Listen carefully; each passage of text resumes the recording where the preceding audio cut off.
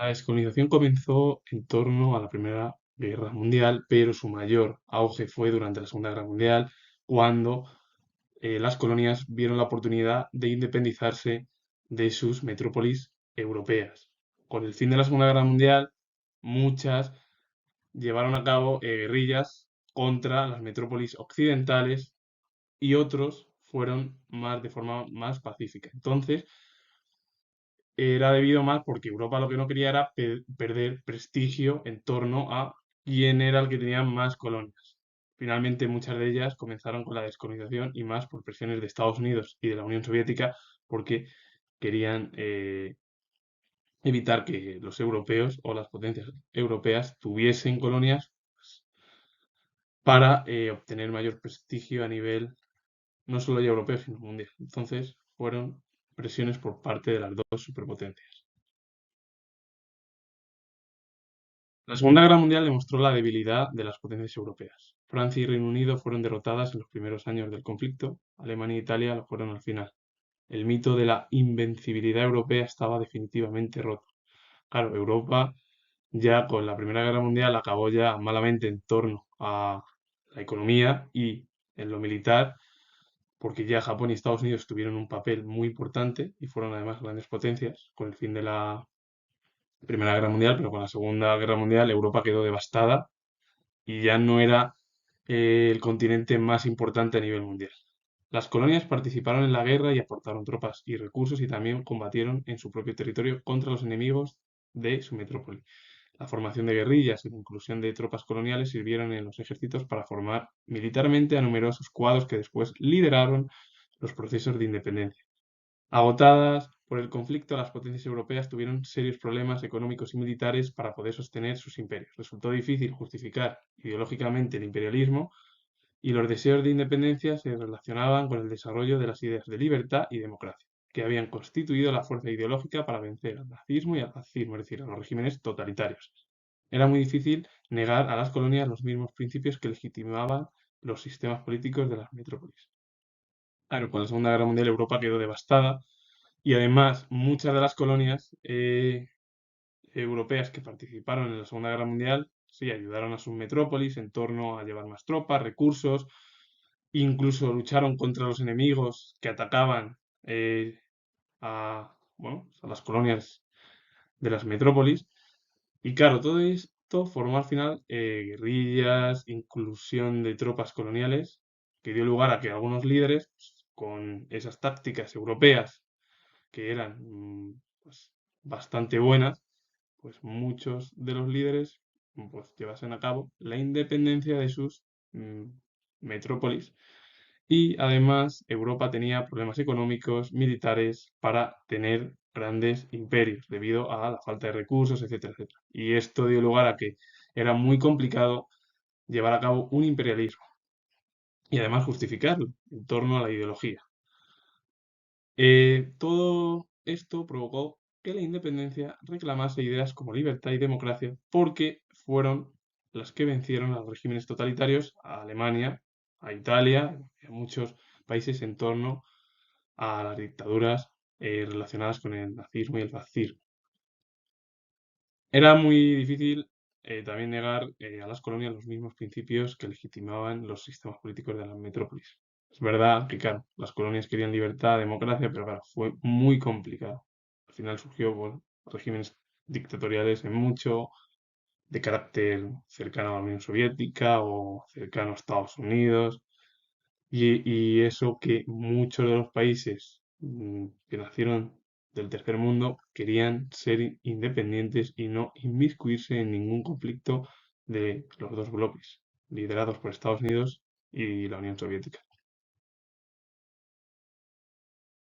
El final de la Segunda Guerra Mundial provocó movimientos nacionalistas y emancipadores en las colonias, y claro, tres fuentes principales desembocaron al final en la independencia de estos nuevos estados. La Internacional Comunista, que impulsó la creación de partidos de esta ideología por todo el mundo. En algunas colonias, estos partidos tuvieron un papel muy destacado y se vio sobre todo en Indonesia y en Indochina. Por cierto, Indochina se dividió en 3 países, luego en 4, lo de Vietnam del Norte, Vietnam del Sur, Laos, Camboya, etcétera, etcétera. Que 3 de ellos durante un tiempo en la Guerra Fría cayeron en la órbita soviética. Vietnam del Sur cayó en la órbita estadounidense, aunque luego en 1976 se unió todo y Vietnam, bueno, pues hoy en día es la República Socialista de Vietnam, es decir, un régimen pues comunista cercano a lo mejor a China o cercano, y lo digo entre comillas, aunque también tiene sus conflictos, problemas y rivalidades muchos países del continente asiático. Las ideologías que propugnaban la recuperación y dignificación de las culturas autóctonas, el indigenismo, es decir, recuperar las culturas de África, no inmiscuirse en las culturas occidentales o europeas. Claro, algunos líderes defendieron el concepto de negritud por parte de Senghor, que negritud es recuperar la cultura africana respecto a la cultura europea, es decir, dar mayor importancia a las culturas de África y no tanto a la europea. O el panarabismo de Nasser, que era pues unificar un solo estado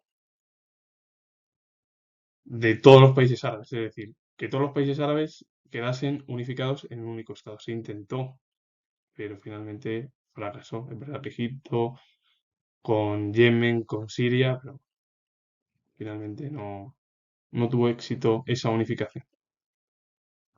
Y luego es la defensa de la identidad religiosa, aspecto muy importante en algunos países islámicos. Hombre, los movimientos nacionalistas y emancipadores surgieron tras la Segunda Guerra Mundial. Primero era la Internacional Comunista de imponer la ideología marxista en muchos países. Acabó en muchos, en Indochina e Indonesia, es verdad. O el indigenismo, que es recuperar y dignificar las culturas autóctonas de África.